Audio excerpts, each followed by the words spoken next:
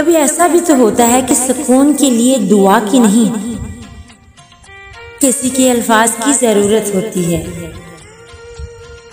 तकलीफ अगर रूह में उतर जाए तो अल्फाज भी उसका मदावा नहीं कर सकते। तलख बातें अगर बोल दी जाएं तो रिश्ते मर जाते हैं। अगर दिल में रख ली जाएं तो दिल मर जाता है। तोड़ना बहुत आसान है, चाहे वो भरोसा हो, मान हो या दिल हो। एहसास उस वक्त होता है जब कोई मकाफाती अमल की सूरत में आपके साथ भी वैसा ही करे। इसलिए तोड़ने से बेहतर है जोड़े रखना।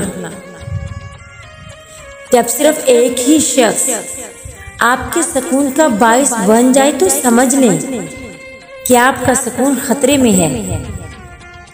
लोग अगर तनकीद करना छोड़ दें तो उनके पास बात करने के लिए कुछ नहीं रहता।